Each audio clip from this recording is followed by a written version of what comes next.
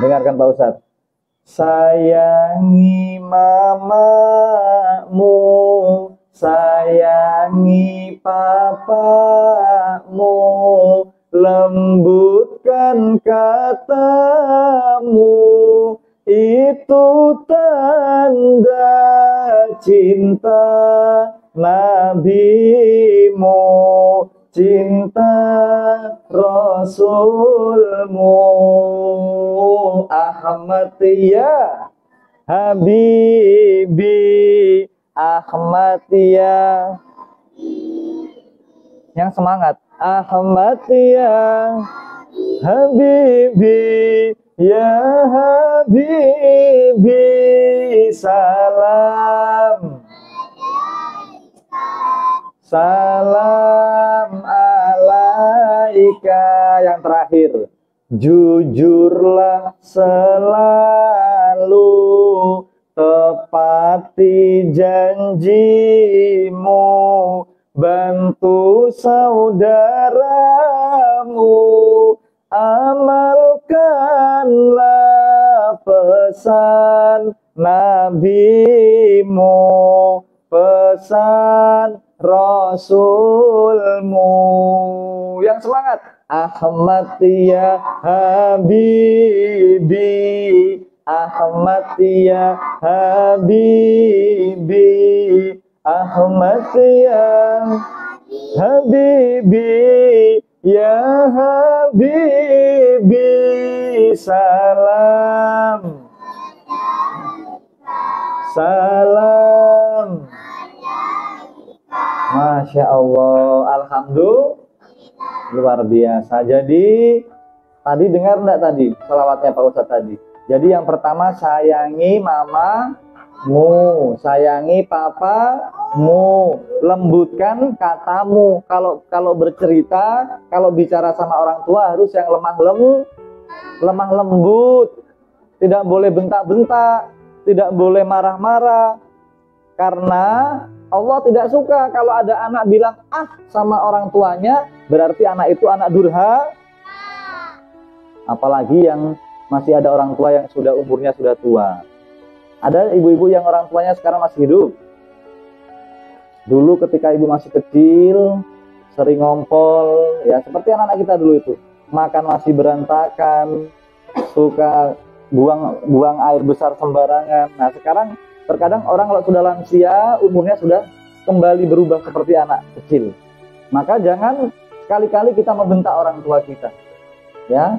Sebab orang tua itu, Masya Allah, senyumnya orang tua adalah senyumnya Allah. Kalau orang tua menangis, orang tua marah, berarti Allah marah. Kalau itu anak jadi anak durhaka, Allah akan berikan hukuman. Itu seperti cerita itu loh, kisah Malin Kundang itu. Pernah dengar tuh, dikutuk jadi apa? Nah iya, itu cerita rakyat, tapi itu betul. Kalau anak durhaka itu Allah marah. Begitu ya. Jadi jangan sampai jadi anak durhaka. Kita bersyukur ya Allah punya orang tua yang luar biasa. Ada orang tua zaman sekarang ini kalau kita lihat di berita sangat mengerikan, Bu. Ada orang tua yang tega anaknya itu dijadikan pengemis. Ada orang tua yang tega memukul anaknya sampai meninggal. Ada orang tua yang mendidik anaknya supaya jadi teroris, ya diajak bunuh diri bersama-sama. Jadi itu luar biasa. Kita bersyukur. Itu kenapa Nabiullah Musa, Nabiullah Sulaiman kalau dalam Al-Quran berdoa, ya Allah jadikan saya orang yang pandai bersyukur, pandai berterima kasih juga kepada orang tua. Baru yang kedua apa tadi? Pak Ustadz bilang tadi, Nabi Muhammad adalah idola kita, teladan kita. Maka mari kita harus seperti Nabi Muhammad. Nabi Muhammad itu adalah orang yang soleh. Nabi Muhammad itu wajahnya itu selalu kalau dipandang itu orang senang. Jadi beliau murah senyum. Coba pas mau lihat senyumnya dulu, mana senyumnya anak-anak ini? Senyum dulu. Ismail. Nah, jadi kalau orang yang beriman itu seperti Nabi Muhammad, wajahnya itu enak dipandang, wajahnya itu menyemangati orang.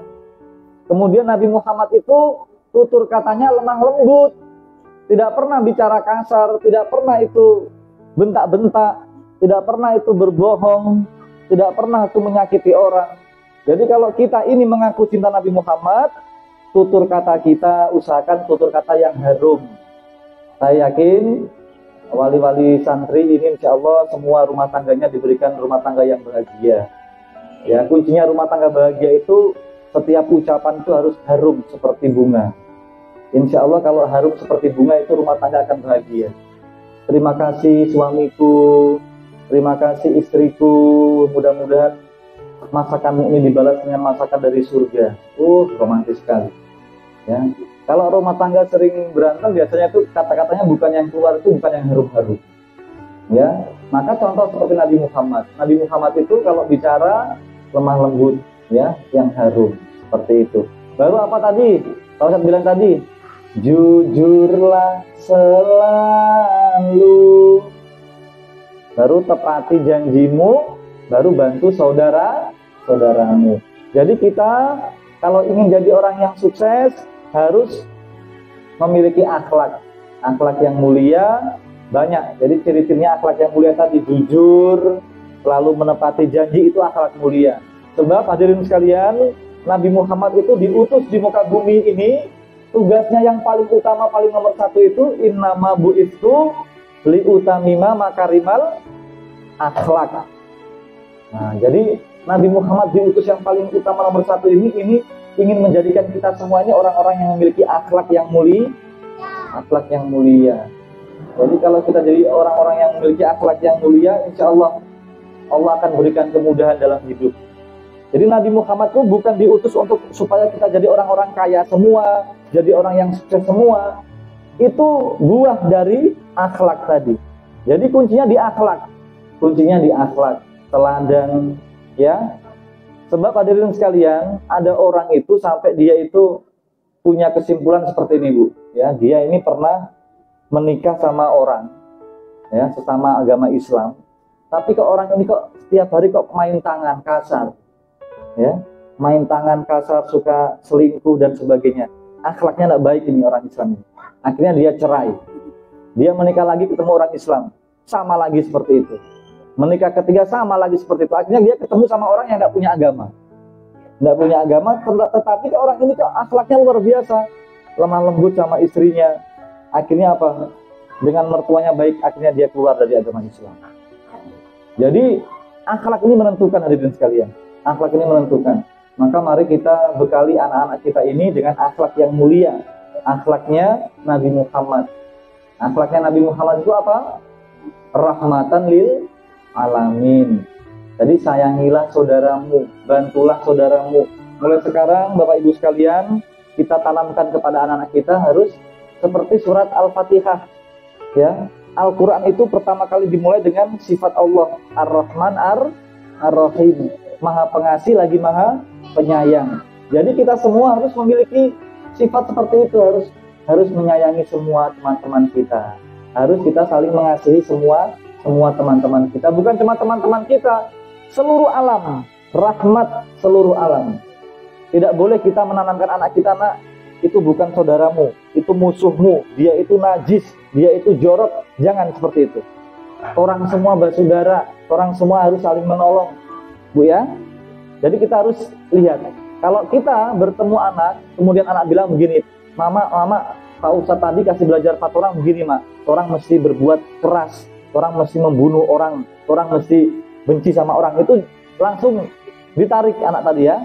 Jangan sampai dia belajar sama ustadz yang salah. Karena agama Islam ini rahmatan lil alamin, yang menjadi rahmat untuk seluruh alam semesta. Kita tunjukkan akhlak kita tunjukkan pribadi kita. Ya, tapi itu kalau dalam urusan syariat, urusan ritual, nah itu yang dibeda-bedakan. Intinya mari kita menebar rahmat, kita tunjukkan, ya, kita saling. Sebab Nabi Muhammad itu, jamaah sekalian, Nabi Muhammad itu dulu ketika malam Idul Fitri, beliau itu mencari anak-anak kecil, tidak melihat agamanya apa. Ketika ditanya, Nabi Muhammad, kenapa engkau mencari anak-anak kecil? Saya ingin membagi ini keceriaan, begitu. Saya ingin mereka juga merasakan keceriaan tadi. Jadi itulah ajaran Nabi Muhammad. Kita harus menyayangi anak-anak kecil, tidak melihat agamanya apa. Kalau dia anak Sebab di zaman Nabi itu, jamaah sekalian, Nabi Muhammad pernah mengangkat seorang anak laki-laki. Namanya siapa saja itu, Pak Ustaz? Anaknya laki-laki itu bin Harisah, Zaid bin Harisah atau siapa itu? Nah, itu ceritanya, itu anak tadi, dia umur 8 tahun, Bu. 8 tahun, dia ini bersama ibunya mau berkunjung ke Mekah. Ketika sampai di Mekah waktu itu, dirampok oleh perampok. Jadi semuanya diambil, bahkan anak kecil tadi, itu yang Zaid bin Harisah tadi, masih 8 tahun, dia diambil dan dia dijadikan budak masih kecil 8 tahun. Adik-adik siapa di sini yang umur 8 tahun? Belum ada? Oh, ada yang 7. 8 tahun, Bu, kelas 2 SD lah, taruhlah. Jadi dia itu dengan takdir Allah, waktu dijual di pasar tadi, yang membeli ini ponakannya istri Nabi Muhammad, namanya Khadijah. Dibeli seharga, kalau tidak salah itu berapa dirham, kalau dirupiahkan itu 1.400.000 rupiah gitu. Kemudian dibeli sama ponakannya tadi, dihadiahkan kepada Siti Khadijah tadi. Wahai kakak, ini aku berikan hadiah anak kecil laki-laki, ini saya beli di pasar budak. Anak kecil tadi, Bu, dia hidup bersama Nabi Muhammad, bersama Khadijah. Ternyata ketika masuk di keluarga Nabi Muhammad, itu sangat disayangi sekali, Bu. Ini bukan anak kandungnya, tapi disayang sekali sama Nabi Muhammad. Sampai-sampai orang-orang di kampung bilang, itu anaknya Nabi Muhammad. Nah, itu anak Zaid bin Harisah tadi, dia orang tuanya Muhammad, saking sayangnya. Beberapa tahun kemudian, orang tuanya, bapaknya si anak tadi, ketemu. Dia dapat kabar anaknya ini dulu dijual di pasar budak, dibeli sama orang, baru sekarang yang merawat Muhammad. Dia tidak tahu kalau Nabi Muhammad ini seorang nabi. Didatangi, wahai Muhammad, itu anak saya itu. Boleh saya mengambilnya kembali? Nabi Muhammad bilang, oh ya boleh, ini kan anaknya bapak, silahkan diambil. Tapi saya mau tanya dulu, wahai Zaid bin Harisah, kamu sekarang mau kembali sama ayahmu atau mau tetap di sini? Anaknya bilang tadi, wahai ayah Muhammad, saya ingin tinggal di sini saja. Saya tidak mau ikut ayah saya yang di sana. Kenapa seperti itu? Sebab saya lebih senang di sini. Saya merasakan surga di rumah saya ini bersama engkau Nabi Muhammad, ayah Muhammad tadi. Saya ikut ayah saya dulu tuh sering, pokoknya tidak senang, tidak bahagia di sana. Sering diberikan contoh-contoh tidak baik. Tapi saya senang di rumahnya ayah Muhammad. Bayangkan anak kecil, Bu, dia bilang gitu. Nah, ini pelajaran yang bisa kita ambil apa? Jadikan anak-anak kita ini menjadi anak-anak yang nyaman di rumah.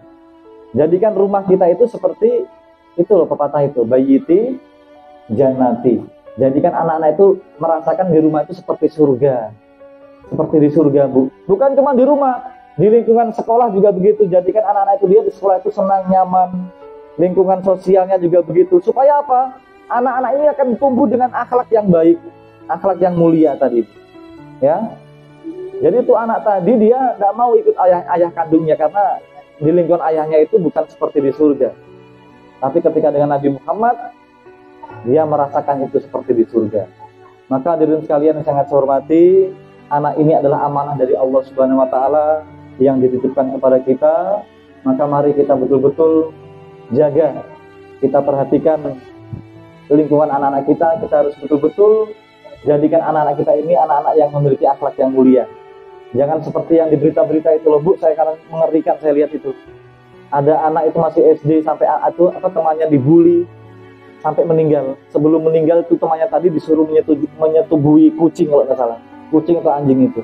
Beberapa tahun lalu itu viral itu. Itu baru SD itu. Kok sampai memiliki akhlak seperti itu? Temannya tadi dibully, dipukuli, baru alat kelaminnya tadi didekatkan sama kucing, disuruh sampai ketakutan meninggal. Itu kan masih SD. Jadi ini perkembangan zaman sekarang ini sangat menakutkan, maka hati-hati sekali. Ya, itu berita-berita itu mengerikan sekarang.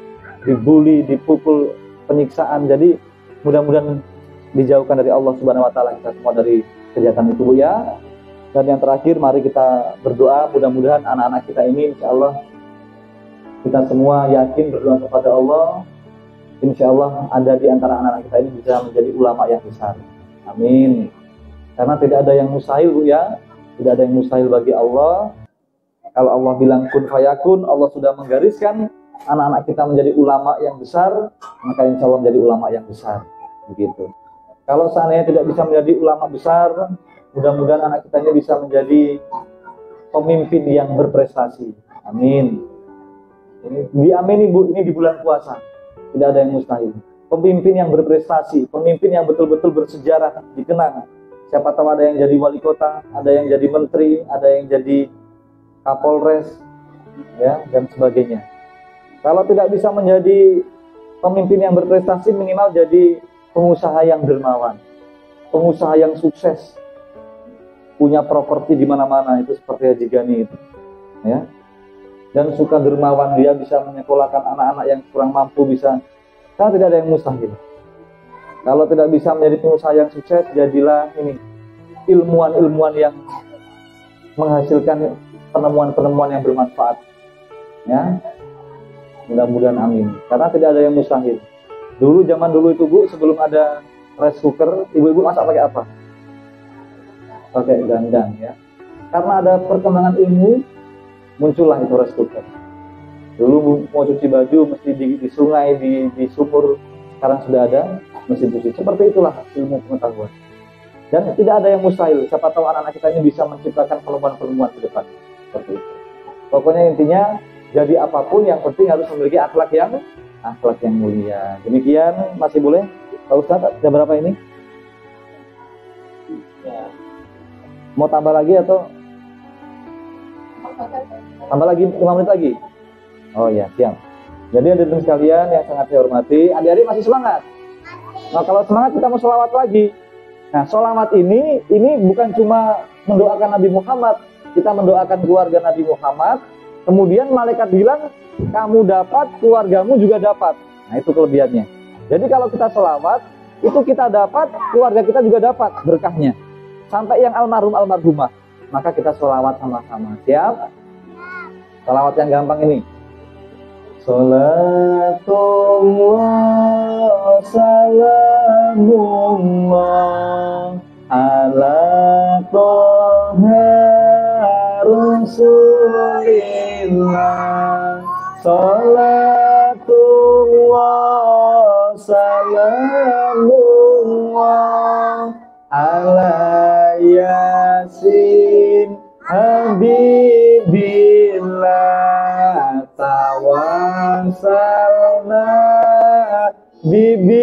bismillah wa bil hadi rasulillah wa kulli mujahidillah di ahlil badri ya Allah. Alhamdulillahirabbil alamin. Bapak Ibu sekalian, hadirin sekalian yang sangat saya hormati, tidak lama lagi kita akan memasuki malam ke-17. Malam ke-17 itu malam apa, Bu? 17 Ramadan itu malam Nuzulul Quran, diturunkannya Al-Quran. Ini yang paling penting, Bu. Jadi kenapa Ramadan itu kok bisa menjadi bulan mulia? Kenapa Ramadan kok bisa jadi bulan yang sangat mulia? Sebab di bulan Ramadan itu diturunkannya Al-Quran. Kalau Al-Quran turunnya di bulan Sya'ban, berarti yang mulia bulan Sya'ban. Jadi ini Al-Quran ini luar biasa. Ini kalau di beberapa kitab itu menerjemahkan itu kalamullah, ya. Ini firman Allah ini dari alam malakut, alam malaikat itu dipindahkan ke alam dunia, itu firman Allah itu sangat luar biasa. Jadi ini Allah, ini firman Allah, ini Al-Quran ini adalah sesuatu yang besar, yang sangat mulia. Maka siapapun yang ditempeli Al-Quran pasti akan mulia. Begitu. Ada satu malam itu diturunkan Al-Quran, jadi malam itu jadi malam yang mulia. Namanya malam Lailatul Qadar. Itu lebih mulia daripada 1000 bulan. Bulan ditempeli Al-Quran jadi bulan mulia, bulan Ramadan. Nah, anak-anak kita, kalau kita didik dengan Al-Quran, maka anak-anak kita semua jadi anak-anak yang mulia. Ibu-ibu semua, kita semua minimal hafal Al-Fatihah, minimal hafal Inna Atoina, Kulullahu Ahad. Berarti ada Al-Quran dalam diri kita. Berarti kita mulia. Rumah kita juga begitu. Rumah yang dibacakan Al-Quran, rumah itu akan mulia. Pokoknya apapun yang ditempeli Al-Quran pasti akan mulia. Maka Masya Allah, ibu-ibu semua wali murid ini tidak rugi, tidak salah menyekolahkan anak kita, mendidik anak kita supaya hafal, mengerti tentang ilmu Al-Quran. Karena ini bekal yang sangat luar biasa jemaah sekalian. Insya Allah tidak ada kata terlambat bagi Bapak Ibu yang belum bisa membaca Al-Quran. Banyak-banyak membaca Al-Quran. Sebab Al-Quran ini yang bisa menjadikan kita mulia. Seperti itu. Ini waktu-waktu mustajab, mari sama-sama kita berdoa. Adik-adik sikap berdoa. Masya Allah. Ini anak-anak ini masih suci semua ini. Insya Allah doanya ini doa mustajab. Diamini ya. Diamini semua. Mari sama-sama kita berdoa. Sambil berdoa nanti kita menunggu zikir bersama-sama. Ila hadratan Muhammad sallallahu alaihi wasallam. Al-Fatihah. A'udzubillahi minasyaitonirrajim. Bismillahirrahmanirrahim. Alhamdulillahirabbil alamin. Arrahmanirrahim. Maliki yaumiddin. Iyyaka na'budu wa iyyaka nasta'in. Ihdinas siratal mustaqim. Siratal ladzina an'amta 'alaihim ghairil maghdubi 'alaihim waladdallin. Amin. Amin amin. Allahumma shalli ala sayyidina Muhammadin wa ala alihi wa sahbihi ajma'in. Walhamdulillahirabbil alamin. Allahumma ighfir lana dzunubana wa liwalidayna warhamhuma kama rabbayana shighara. Allahumma ighfir lil muslimina wal muslimat wal mu'minina wal mu'minat al ahya'i minhum wal amwat. Innaka sami'un qaribun mujibud da'wat wa yaqdiyal hajat. Allahumma inni as'aluka ilman nafi'an wa rizqan thayyiban wa amalan mutaqabbalan Allahumma ya Allah, ya Tuhan kami, di waktu-waktu yang penuh barokah ini ya Allah, di waktu-waktu penghujung sore ini ya Allah menjelang maghrib adalah waktu yang mustajab doa ya Allah. Kami berdoa sungguh-sungguh kepadamu ya Allah, diamini oleh semua hadirin ya Allah yang baik-baik ya Allah, bahkan diamini oleh anak-anak kami yang masih suci, masih bersih ini ya Allah. Allahumma ya Allah, ampunilah segala dosa-dosa kami ya Allah, dosa-dosa yang kecil maupun dosa-dosa yang besar ya Allah, dosa-dosa yang kami sengaja maupun yang sembunyi-sembunyi ya Allah. Allahumma ya Allah, 11 bulan yang lalu kami banyak dosa ya Allah, banyak sekali dosa-dosa kami ya Allah, mulut kami, hati kami, semua diri kami ini penuh dengan dosa ya Allah. Dari itu ya Allah, di bulan Ramadan ini ya Allah, bersihkanlah semua dosa-dosa kami ya Allah, ampunilah semua dosa-dosa kami ya Allah, bersihkanlah hati kami ya Allah. Jadikanlah kami semua keluar Ramadan menjadi pribadi yang bersih hatinya ya Allah, menjadi pribadi yang lebih Engkau cintai lagi ya Allah.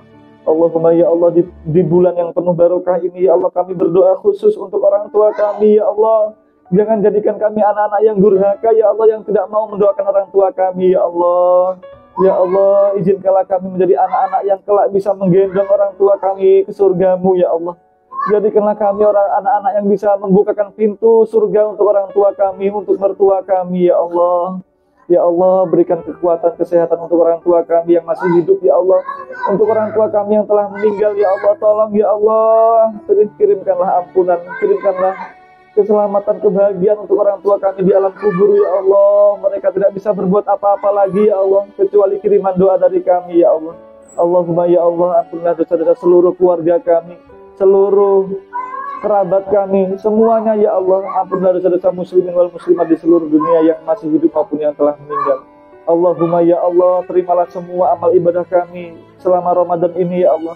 Terimalah sholat kami, terimalah puasa kami, terimalah zakat infak sedekah kami ya Allah. Terimalah tadarus Al-Quran kami ya Allah. Jangan Engkau tidak terima ya Allah, jangan sampai puasa kami sia-sia ya Allah. Rabbana hablana min azwajina wa dzurriyyatina qurrata a'yun waj'alna lil muttaqina imama. Allahumma ya Allah, karuniakanlah kepada kami akhlak yang mulia ya Allah. Karuniakanlah kepada anak-anak kami, keturunan kami, akhlak-akhlak yang mulia seperti Nabi Muhammad ya Allah. Ya Allah, jadikanlah anak-anak kami kelak menjadi ulama yang besar ya Allah, atau menjadi pemimpin yang berprestasi ya Allah, atau menjadi pengusaha yang sukses, yang dermawan ya Allah, atau menjadi ilmuwan yang hebat ya Allah. Ya Allah, kami sangat mencintai anak-anak kami ya Allah. Berikanlah kekuatan, kecerdasan, lindungilah anak-anak kami dari segala macam musibah, dari segala macam kejahatan apapun itu ya Allah. Izinkanlah kami orang tua ya Allah bisa mendampingi anak-anak kami ya Allah. Bahkan bisa melihat mereka nanti menikah ya Allah. Bahkan kami bisa melihat cucu-cucu kami nanti ya Allah. Tolong ya Allah, berikan jodoh yang terbaik dunia akhirat untuk anak-anak kami ya Allah. Masa depan yang terbaik untuk anak-anak kami ya Allah. Dan kami mohon ya Allah, Kumpulkanlah kami ya Allah kepada orang tua kami, mertua kami, keluarga besar kami bisa berkumpul di surga-Mu bersama Nabi Muhammad sallallahu alaihi wasallam ya Allah. Rabbana atina fid dunya hasanah wa fil akhirati hasanah wa qina adzabannar wa qina adzabannar. Wa sallallahu ala sayyidina Muhammadin wa ala alihi wa sahbihi ajmain. Walhamdulillahirabbil alamin.